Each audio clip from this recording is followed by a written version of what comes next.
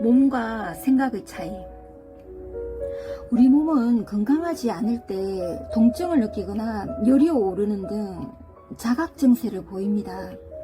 사실 이 자각 증세는 은총과 같습니다. 만약 건강하지 않은데 자각 증세가 없으면 건강하지 않은 상태를 그대로 놔두게 되고 몸의 건강을 그르치게 됩니다. 암이 고질병인 이유는 죽음에 이르게 하는 치명적인 병인데도 자각 증세가 너무 늦게 찾아온다는 점에 있습니다.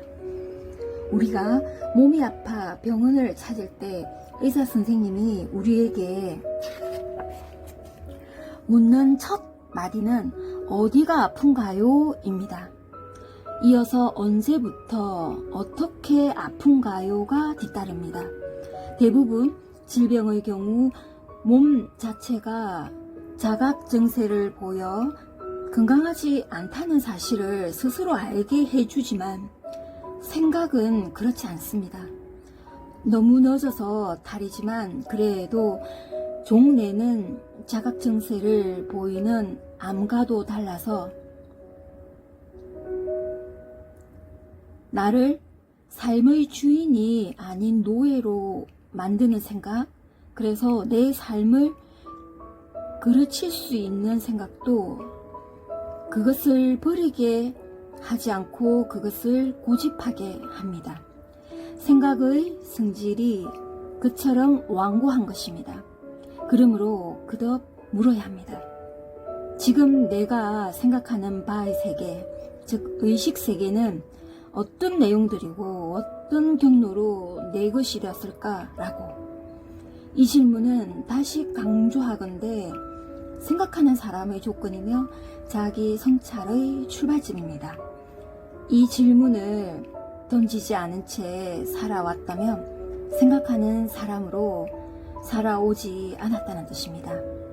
이 질문을 놓고 내 안에 들어오는 음식물과 생각의 차이를 살펴봅시다.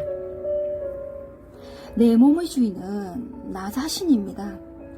과거 봉건사회의 노예나 종은 자기 몸의 주인이 아니었지만 지금은 모든 사람이 자기 몸의 주인입니다. 내 허락을 받지 않고는 아무도 내 몸을 번접할 수 없습니다. 내가 내 몸의 주인이므로 건강을 유지하려고 입 안에 넣는 음식을 선택하는 사람은 나 자신입니다. 나 말고는 내가 어렸을 때의 부모님 뿐입니다. 내가 어렸을 때 나를 낳고 길러주신 부모님이 내 입 안에 넣을 음식을 선택했을 뿐, 나 말고는 아무도 내 허락 없이 내 입 안에 음식을 넣을 수 없습니다. 부모님은 내 몸에 좋거나 좋다고 판단되는 것만 내 입 안에 넣고 나쁘거나 나쁘다고 판단되는 것은 넣지 않았습니다. 나 또한 내 몸에 좋거나 좋다고 판단되는 음식물만 내 입 안에 넣습니다. 내 입 안에 넣는 음식물을 선택하는 사람은 나와 내가 어렸을 때 부모님 말고는 없습니다.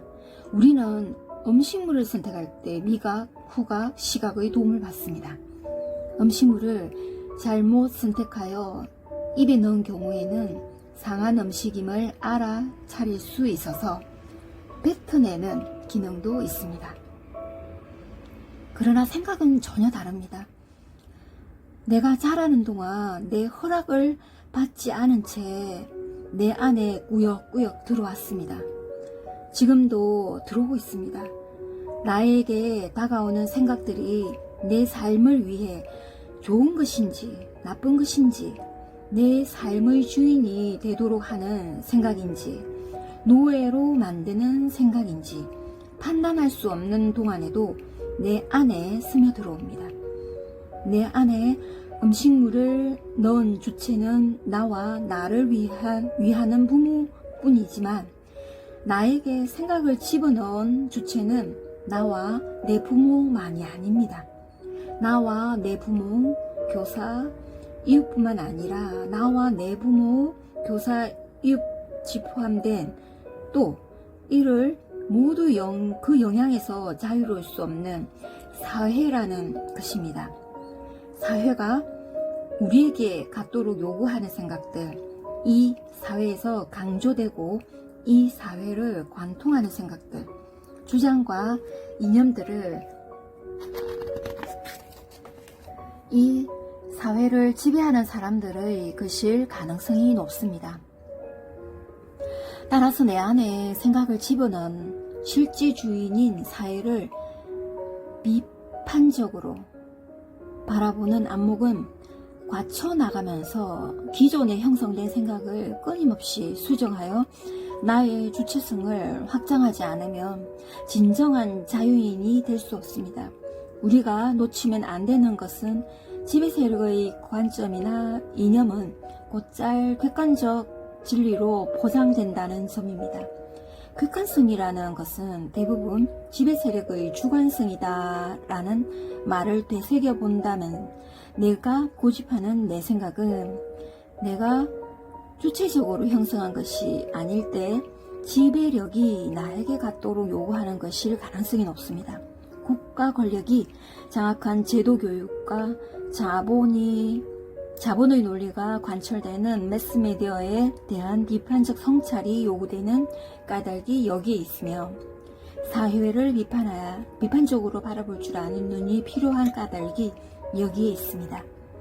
인간을 이해하는 눈, 사회를 비판적으로 바라보는 안목은 일방적 주입의 범위를 벗어나게 해주는 폭넓은 독서와 토론 수업, 현장 수업 없이 갖기 어렵습니다. 실제로 기존 체제, 기존 질서에 대한 자발적 복종 의식화는 한국 학교에서 광범위하게 일어났으며 지금도 지속되고 있습니다. 그러나 내 생각은 어떻게 내 생각이 되었나 라는 질문을 부단히 던져야 합니다. 그런 다음 중요한 질문이 또 있습니다. 나는 나로서 가져 마땅한 생각을 갖고 있나 라는 질문입니다. 즉 내가 갖고 있는 생각에 대한 물음 다음에 내가 가져 마땅한 생각에 대한 질문을 던져야 한다는 것입니다. 내가 응당 갖고 있어야 하는데 갖고 있지 못한 생각에 대한 성찰은 내가 갖고 있는 생각에 대한 성찰보다 더 어렵습니다. 예를 들어 보겠습니다. 우리는 한국 사회가 자본주의 사회라고 알고 있습니다. 그렇다면 초중고 시절에 두루 있는 사회 과목에서 가장 중요하게 공부해야 할 내용으로 빠져서는 안 되는 게 자본주의에 관한 공부입니다. 그러나 실제에 있어서 이에 대한 공부는 아주 소홀합니다. 우리는 질문을 던질 줄 알아야 합니다. 우리는 왜 사회 과목을 공부할까요? 우리는 모두 사회적 동물이므로 사회를 비판적으로 인식해야 합니다. 그래야 사회 안에서 주인으로 살아갈 수 있습니다. 우리가 자본주의 사회에 살고 있다면 사회 과목에서 가장 중요하게 공부해야 할 게 자본주의라는 점은 당연한 논리적 귀결입니다. 그런데 사회 과목 시간에 뭘 배울까요? 자본주의의 역사, 노동운동의 역사를 배우나요? 자본주의 사회에 살고 있는 구성원으로서 이런 주제에 관해 무슨 생각을 갖고 있나요? 가령 오늘 주 5일 근무를 기준으로 하루 8시간 일하기까지 자본주의 아래 노동자들은 하루에 몇 시간 동안 일해왔고 어떤 과정을 밟고 겪었는지 우리는 각자의 생각의 세계 안에 갖고 있나요? 나중에 대부분의 노동자가 될 처지에 있는 학생들의 의식세계 속에 기업하기 좋은 나라, 국가 경쟁력이 중요하게 자리 잡고 있을까요? 아니면 노동의 가치, 노동 계급이 중요하게 자리 잡고 있을까요? 이런 물음을 던질 줄 알아야 합니다.